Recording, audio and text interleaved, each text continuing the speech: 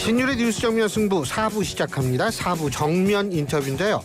오늘 여러분을 위해서 더불어민주당 최다선 의원이시죠. 정성호 의원님 지금 스튜디오에 나와 계십니다. 어서 오십시오. 네, 안녕하십니까. 네. 요새 이게 하도 어선해가지고 말이에요. 근데 내란 특검법 요거 이제 네. 재발의를 했죠. 예. 근데 여기서 외환죄라는 표현을 쓴 적이 없다. 한민수 대변인이 그런 말씀을 하셨다고 얘기를 하는데 뭐 외환 혐의다.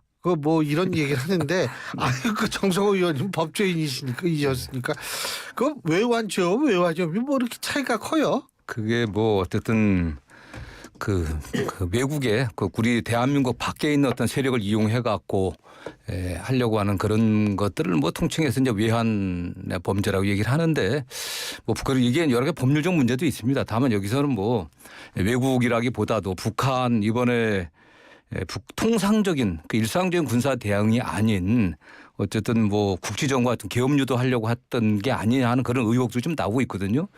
김용현 장관이 노상원 전 정보사령관하고 했던 얘기도 그 당시도 원점 타격이 있었다는 얘기도 있었고 또 그다음에 군 장성들에게 실제 원점 타격 지시가 있었다 또는 평양에 무인기 보내는 것은 대통령의 직접 지시가 있었다고 하는 그런 내부 제보가 있기 때문에 그런 부분에 관련해서도 계엄과의 관련성을 비상계엄과의 관련성을 조사해야 되지 않겠냐 이런 건데 저는 뭐 그런 부분들도 여당이 느닷없이 외환 유치죄를 갖다 집어넣냐고 탓할 게 아니라 여당의 입장과 안을 정리해 갖고 여야가 좀 빨리 머리를 맞대고 협상을 했으면 좋겠다는 생각입니다. 근데 해외 분쟁 지역 파병 이것도 들어가 있는데 네네. 그게 어떻게 외환 혐의로 얘기할 수 있나요? 어쨌든 지금 우크라이나에 북한이 파견돼 있지 않겠습니까? 관련해 갖고 우리 관련 기관에서도 나가고 조사에 좀 참여하고 있는 거 드러나고 있는데 물론 그걸 이용해 갖고서 국내 정치에 어떻게 이용하려고 하는 게 있는지 또 그런 여러 가지 의혹들이 있는 거니까 저는 그런 부분들에 관련해서는 충분히 여야가 좀 대화할 수 있다고 생각합니다. 네. 일각에선 대북 확성기나 대북 전단 문제는 대북 전략적 차원에서 또 다룰 수 있는 문제 아니냐 이런 얘기도 있더라고요. 근데 이게 계엄의 필요성을 좀 정당화하는 그런 차원에서 이게 추진됐다고 하는 그런 의혹이 들기 때문에 그렇습니다. 통상적인 군사 대응이라든가 한다고 하면 문제가 없겠죠. 그렇지만 이게 국지전을 일으킨다든가 말씀드린 것처럼 비상계엄을 정당화 합리화하려고 하는 그런 의도에서 했지 않겠냐고 하는 내부 제보도 있었기 때문에 그런 부분에 관련돼서 조사를 해야 되지 않겠냐고 하는 그런 주장입니다. 저는 그거 포함해서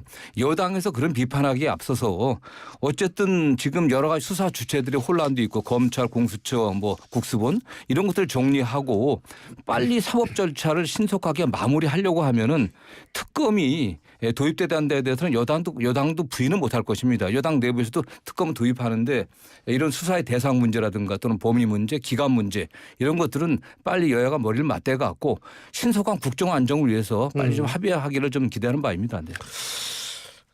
그래서 이제 일각에서는 좀 민주당이 내란 특검이면 내란 특검 여기에 좀 집중을 하든지 이게 되는데 자꾸 좀 불필요한 논란을 자꾸 일으키는 거 아니냐. 그중에서 이제 하나가 이 카카오톡 대화방에 있어서의 그런 문제 내란 선동인가 그런 거 가짜 뉴스 이런 부분 그 부분은 어떻게 보세요? 저 모르겠습니다. 이게 좀 과도하게 이게 포장된 부분들이 좀 있고요. 어떻게 국민들의 카톡을 검열할 수 있겠습니까? 불가능한 거. 그러나 명백한 허위 사실들 또는 내란을 선동하는 그런 것들이 너무 남발되고 있기 때문에 혹시 그런 부분에서 명확하게 신고가 된다고 하면 당에서 법적 조치를 하겠다고 하는 거지. 그건 일반적으로 저희가 저도 선거 때 몇 차례 고소한 적도 있었습니다. 전혀 사실무근한 가짜 뉴스를 갖다 카톡에 여러 가지 카톡방에다가 많이 전파를 해서 하는 건데 그 이상도 아닌 것 같아요. 저는 민주당에서 어떻게 국민 카톡을 검열하냐라고 하는데 그건 불가능한 일이고 국민의힘에서 이제 그렇게 얘기하는 거죠. 그러니까 국민의힘에서 민주당이 국민 그렇죠. 카톡을 검열하겠다고 얘기를 하는데 그건 불가능한 얘기고요. 지금 좀 과도한 것 같습니다. 네.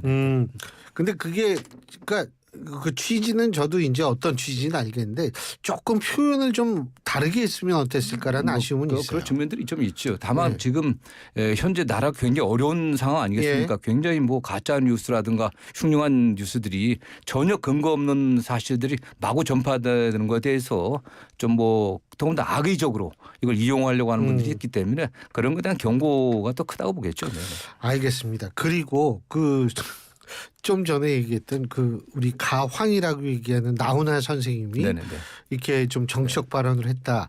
그 민주당에서도 일부 정치인들이 좀 거기에 대해서 언급을 한 것 같은데 정성호 의원님이 보실 때는 어떤 생각을 갖고 계세요? 뭐 지금 현재 상황이 왼쪽 오른쪽 좌우의 문제 또는 진보 보수의 문제는 아니라고 봅니다.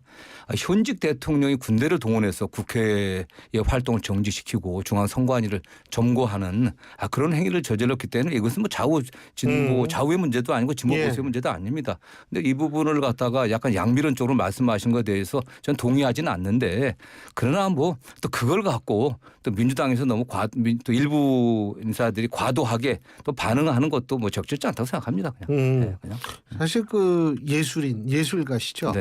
뮤지션, 아티스트들이 얼마든지 자기의 정치적 견해는 얘기할 수 있는 거 아닌가 이런 또 얘기들이 많아서 여쭤본 거거든요. 네, 어쨌든 뭐 나훈아 씨 같은 경우는 뭐 국민 가수라고 칭할 정도로 굉장히 그 가황이라고 하더라고요. 영향이 큰 연예인인데 다만 현재 상황 같은 경우는 그렇게 왼쪽 오른쪽의 문제가 아니다. 근데 이건 뭐 왼쪽은 뭐 잘한 게 있느냐 이렇게 대해서는 좀 적절치는 않아 보입니다. 예.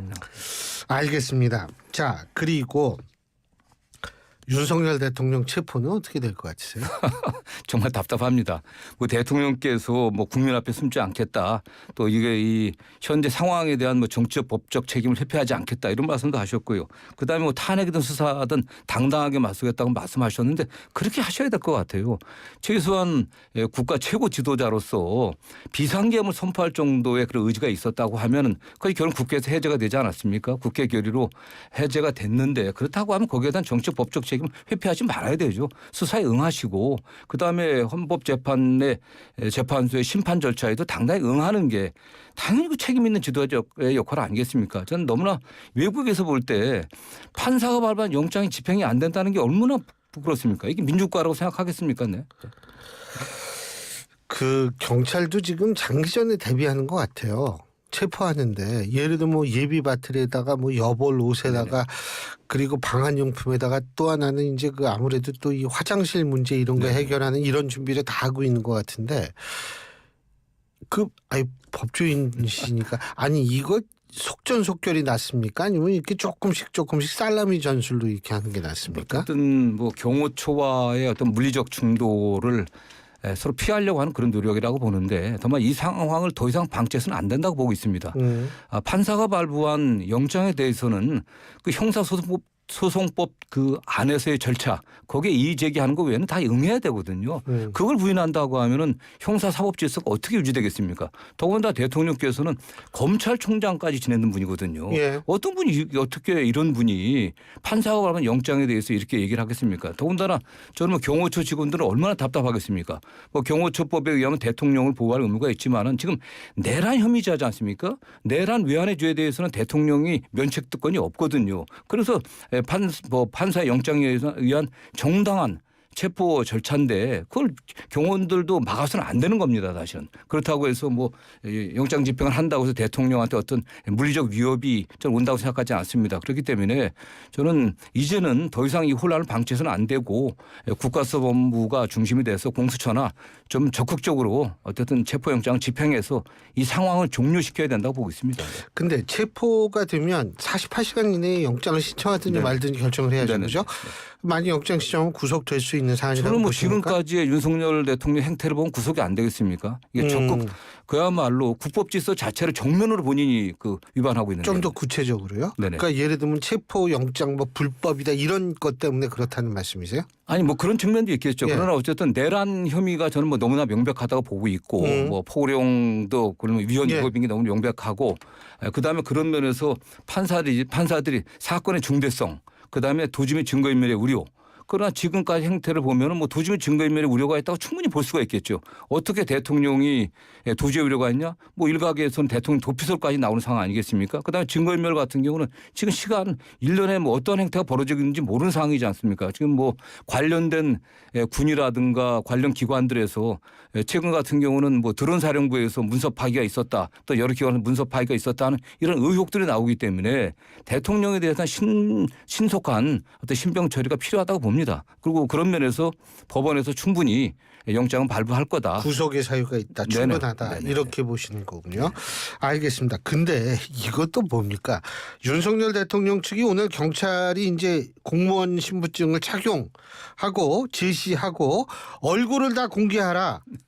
이거 아니 이게 법적으로 이게 무슨 의미예요? 저는 잘 모르겠습니다. 결국 뭐 그 법률 대리인들이 그런 것 같은데 결국 뭐 이게 극우 세력들의 어떤 결집이라든가 또는 경호처에 어쨌든 뭐 그런 단속을 좀 회피하기 위해서 그런 것 같은데 뭐 적절치 않은 말들이고요. 대개 영장 집행하게 되면은 영장 그 집행을 당하는 사람이 혐의자가 물리적으로 저항할 수가 있습니다. 그 물리적 저항에 대해서는 적법한 절차에 대해서 또 물리로 행사할 수가 있는 거고요. 영장 집행할 때는 당연히 영장 집행의 책임자 공수처에서 나온 부장검사가 영장 제시할 것이고 신분증 제시할 것입니다. 그러면 괜찮거든요. 그리고 본인이 같이 따라온 경찰관이라든가 또는 영장 집행에 필요한 인력들 이런 것들은 충분히 할 수 있는 거기 때문에 도대체 뭐 듣도 보도 못한 얘기입니다. 네, 예. 그러니까 모르겠어요. 이게 아무래도 뭐 신분증 보여주고 얼굴 좀 뭐 이렇게 공개해라 이러면은 아무래도 사람이 좀 위축되지 않을까. 오히려 이런. 그 부분 경호처 직원들이 진짜 얼굴 경호처 직원인지 그야말로 신분 거기 안에 있다고 다 경호처 직원인지 군인지 경찰인지 이거 밝혀야 되겠죠 사실. 그 경호처에서도 좀 여러 가지 의견이 갈린다라는 얘기가 많죠. 지금 뭐 강경파와 온건파가 뭐 대립된다고 얘기를 하는데 경호처 차장이라든가 거기 일부 본부장들이 반발한다고 하는데 뭐 듣기로는 뭐 다수의 경호처 직원들은 본인들 신분상의 불이익도 있지 않습니까? 이게 내란 혐의를 받고 있는 대통령을 경호한 것보다도 더 큰 게 헌법과 법률을 지키는 거거든요. 그렇기 때문에 저는 경호처의 다수의 경호처 직원들도 굉장히 곤혹스러운 상황이겠지만은 대통령에 대한 체포에 동의하는 그런 심정이 아닐까 그렇게 좀 생각해 봅니다. 네. 아니 공무원들의 가장 사실 공무원들이 박봉이잖아요. 네네. 그 이분들이 그렇게 그래도 일을 묵묵히 한 건 사명감 플러스 또 하나 뭐냐면 연금이 그나마 좀 딴 데보다 나니까. 근데 이게 만일 뭐 잘못 흘러가면 연금도 다 날아가는 거 아니에요?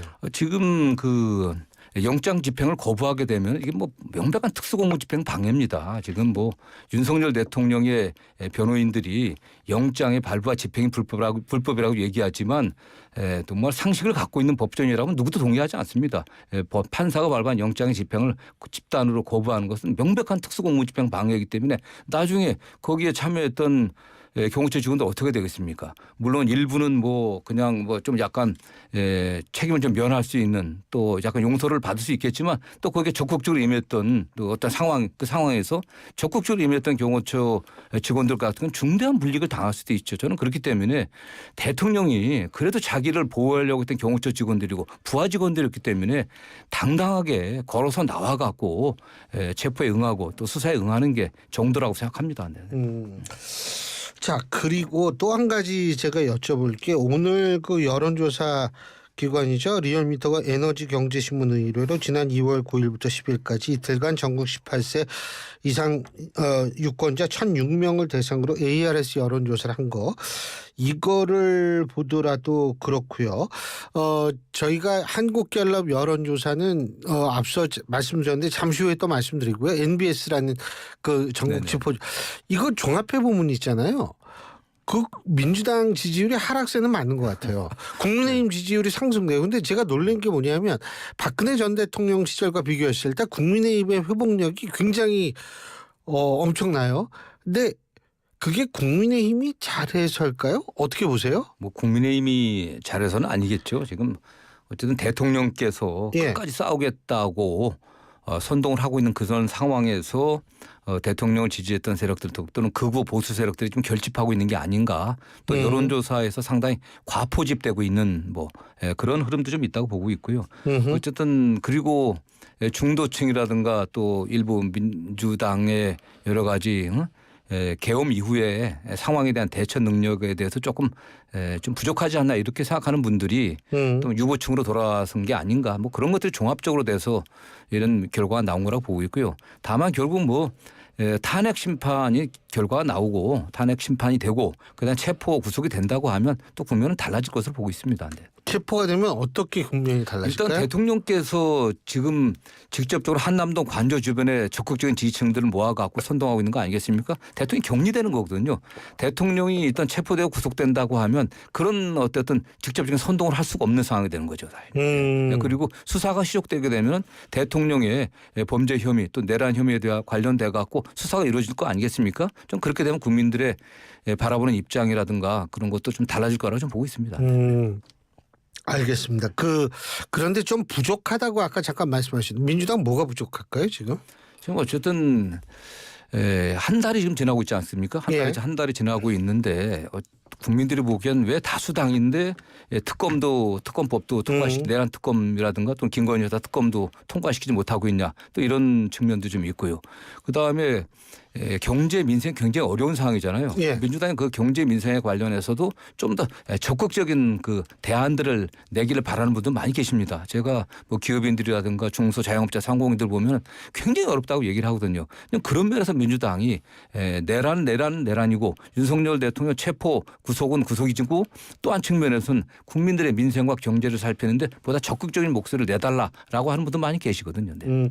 혹시 좀 오버한 측면이 있어서 좀 지지율이 떨어진다 이렇게는 생각 안 하세요? 특별히 오바라고 할 건 없고요. 어쨌든 민주당 입장에서는 대통령의 그 체포 구속 이 신속히 이루어져야 된다. 그에 대한 목소리가 컸던 거죠. 그걸 오바라고 보기는 좀 그렇고요. 네.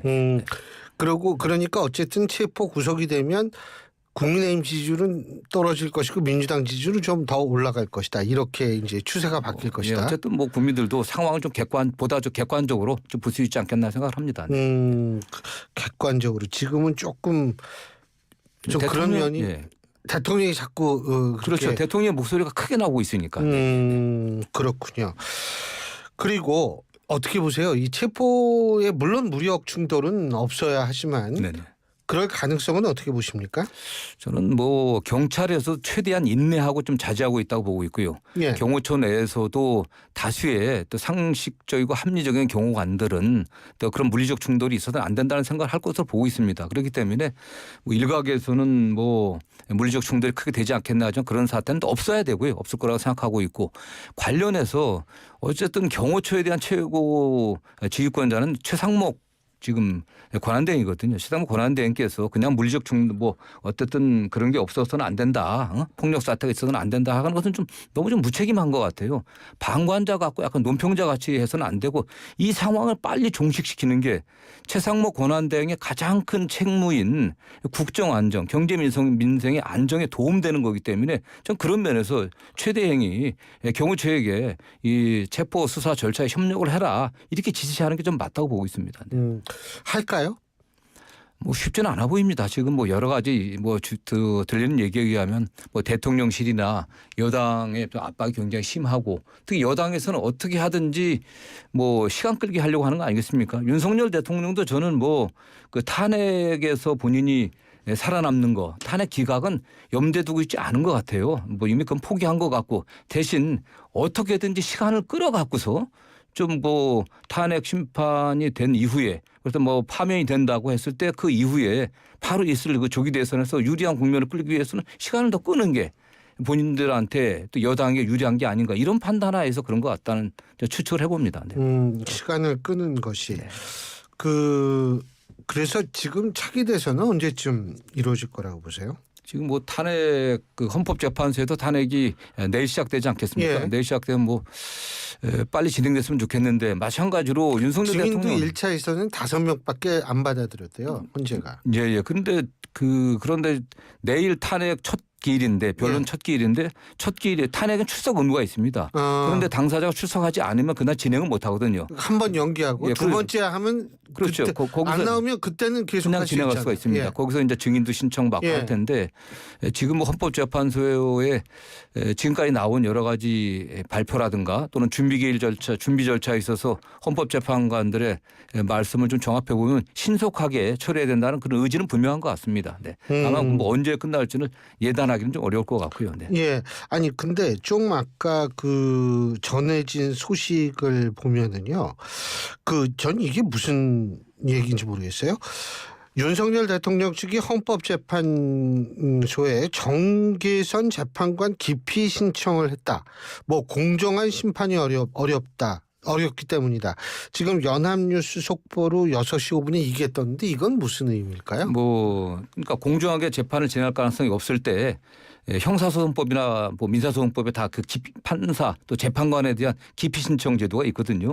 지금 헌법재판 절차가 형사소송 절차를 갖다 준용하기 때문에 그걸 갖고 주장해서 기피를 한 것 같은데 뭐 그런 전례는 없는 것 같습니다. 다만 뭐 헌법재판소에서 거기에 관련해서는 신속하게 적법하지 않다 이렇게 판단할 것 같습니다. 근데 이거는 그러니까 이런 권리는 있는 거군요. 그러니까 형사소송법에 있는 그 절차이기 때문에 예. 주장할 수 있는데 현재 헌법재판관에 대한 기피 신청을 해서 받아들였다고 하는 건 제가 들어본 적이 없습니다.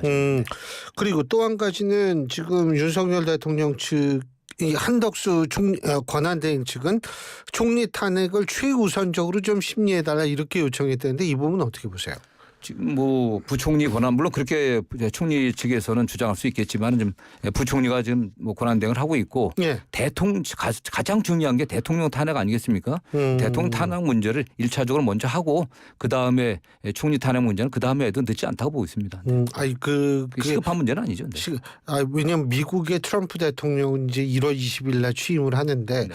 우리만 이게 좀 어떻게 그런 게 없다 이런 걱정들을 하시는 분도 있을 것 같아가지고. 그렇기 때문에 탄핵 심판 절차가 예. 좀 더 빨리 진행돼 갖고 국가 최고 지도자를 빨리 결정하는 게 정치라든가 경제의 불확실성을 제거하는 데 가장 빠른 길이라고 생각합니다. 네. 예, 알겠습니다. 오늘 말씀 잘 들었습니다. 고맙습니다. 감사합니다.